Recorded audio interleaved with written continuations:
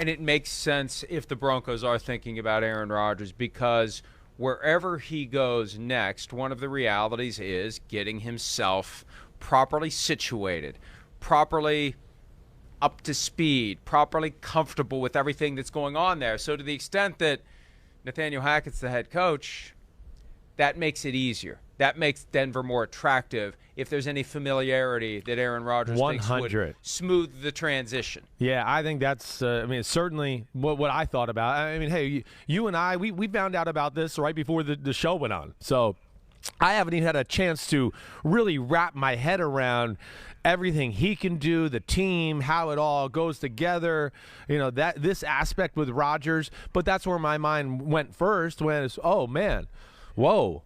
This is a guy that Aaron Rodgers has, talked about, kind of stood on a table for a few times and talked about the things he's done for the offense and him personally. And Rodgers, we know, I think my biggest question with Rodgers, if he ever would switch a team, would be that can he go through that uncomfortable phase where I didn't doubt that about Brady and Manning. Like Rodgers, I do a little bit, just because, again, he's a little different guy, as we all know, as we've seen, whatever. He's used to being the king of the castle there in Green Bay. That's the way that organization runs. Brett Favre, Aaron Rodgers, here's the red carpet. You run the show. That's what you do. So I did worry about his ability to adjust to a new structure and the way things are done. And now this is one where you go, well, yeah, it's a new structure a little bit, but they'll be able to get on the offensive side of things and on the same side there where it'll make sense a lot. And Nathaniel Hackett, if a Rodgers did come there, this is where he's really good. He'll make Rodgers feel a part of the team in a hurry and make it all go together the right way. And I got to think that's part of the thinking for Denver to some degree. And this is a topic that's been on my list of things about which to write at PFT for the past couple of days, but it's been a crazy couple of days. I'm going to get to it right after the show. Rodgers, I personally believe at this point he is eventually going to ask for a trade. I believe, and we heard last year, that the Packers had unofficially promised to trade him after the season if that's what he wants. And the Broncos are one of the teams to watch, I believe. The Steelers are another team to watch. The Raiders, depending upon who they hire to be their head coach, is a team to watch. The Saints would have been a team to watch if Sean Payton hadn't resigned. And as we discussed, I think the other day, Chris, the New York Giants, potentially, although we'll talk about this later in the program, a lot of the stuff we heard yesterday, I don't think they're going to be in the market for an Aaron Rodgers, because it looks like they're going to try to get the most out of the guy they currently have. But I think Rodgers, even though he said plenty of positive things about Brian Gutekunst on Saturday after they lost to the 49ers, I think he's going to still want out. He's going to ask to be traded, and we'll see where he goes.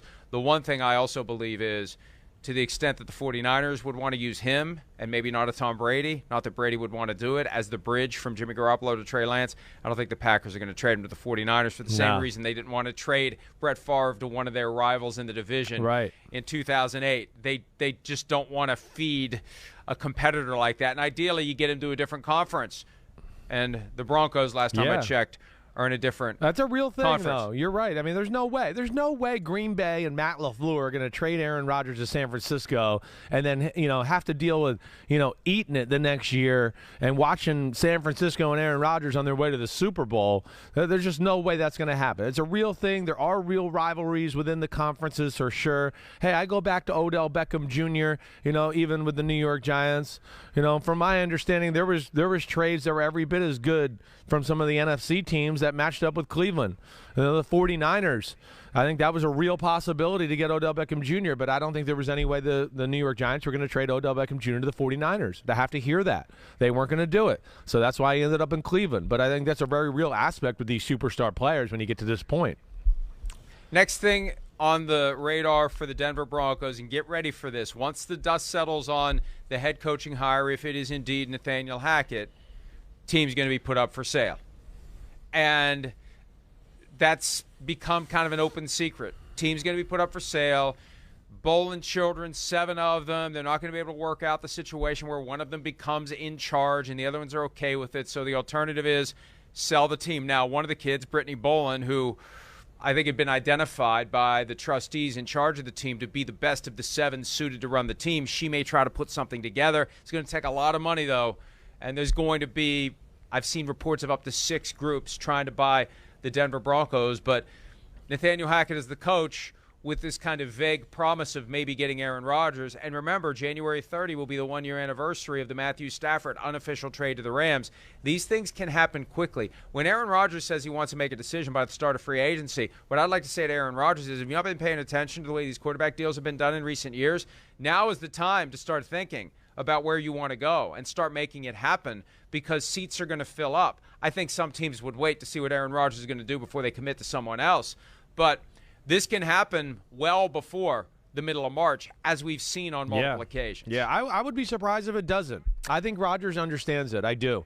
Just, again, reading between the lines, listening to a few things he said, I think he understands how quickly to make the decision for his own good, even if he wants to stay in Green Bay and have Devontae Adams and the right pieces around him to where, they don't do things to go, wait, we got to flip over the roster a little bit because we got issues with the salary cap or whatever. So I would think he'd want to get in front of it from that standpoint, even if he wanted to stay in Green Bay. And if he wants to go somewhere else, we've talked about this a little, I think, earlier in the week. You make the move, one, so you can get it a place so now they can acquire the same type of plan, and you get rolling on the offense and get on the same page with the organization, and now they can do the things that they need to do to support the new quarterback.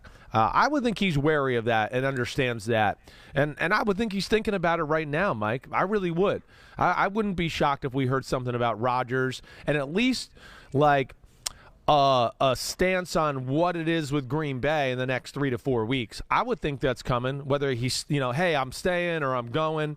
And okay, but I would be shocked if we're sitting here early March and we're still not sure what Aaron Rodgers is doing. I would be shocked by that. Nothing like watching the most recently minted Lombardi Trophy get awarded to a team to really begin to accelerate the ideas and the objectives and the goals of someone who wants to get his hands on maybe the next one or the one after that, or both, the case may be. So Broncos hire Hackett if that's finalized. That leaves us with 8 head coaching vacancies. And I made the smart-ass remark earlier about how you'll watch certain shows and they're going to say every hire is great. Look at Twitter. Every hire is great. Oh, this is great. Even if people don't even know the person. Oh, what a great hire. At some point, you're going to have 32 teams with 32 coaches, 32 GMs. They all may be great, but once you start playing games, you're going to have good teams and you're going to have bad teams. That's just the way it is. Everybody can have a great coach. Everybody can have a great GM. You're still going to have good teams and bad teams for reasons unrelated to how great the coach or the GM are. That's just the way it goes. That's how close these games are. Yeah. And so we're going to constantly have a graphic like that with 5, 6, 7, 8 Schlemiel Schlemazel openings every year. Every year. It's unavoidable. It is. I think what's kind of cool this year, Mike, is just the fact that, and again, Courtney or Kristen, back there, can we throw that last graphic up again? There's some teams here where you go, wow, these jobs are open with this team, with the amount of players they have. There's another reason I love the Nathaniel Hackett here, because, one, the Broncos are set up. They're ready to go. This isn't like a rebuild. It's find the quarterback and kind of like, hey, we almost got everything else. And that's where I think Nathaniel Hackett's going to come in handy, whether it's Aaron Rodgers or somebody else. I think he's got the eye and the feel to get the right guy in there and then make this work. Because you talk about the Broncos, the Dolphins. I mean, we know, obviously, the Raiders aren't far off. I mean, we heard Drew Brees, and I've heard yourself talk about the Vikings and some of the talent on that football team. I think that's what's even Chicago with Justin Fields, that defense. You got some young receivers and a running back that are pretty good. That's where I find it to be a different year, and that's where I think these owners need to be careful, especially with those teams I just mentioned, because they got teams that are – that you make the right hire. We could be sitting here next year going, hey, look at this. This is a first-year head coach, and they're in the playoffs. And there's a lot of pieces set up with some of these, and I think that's what's really intriguing to me, and that's where I like this Nathaniel Denver Bronco hire. He's, I know, not an experience as a head coach, but experience, been around the NFL, and I think the weaknesses of the organization, Nathaniel Hackett now brings up to be one of the strengths, and hopefully that ends up being a strength on the football field. Hi, I'm Mike Tirico, and thanks for watching. Make sure to hit subscribe for the latest news and highlights from NBC Sports.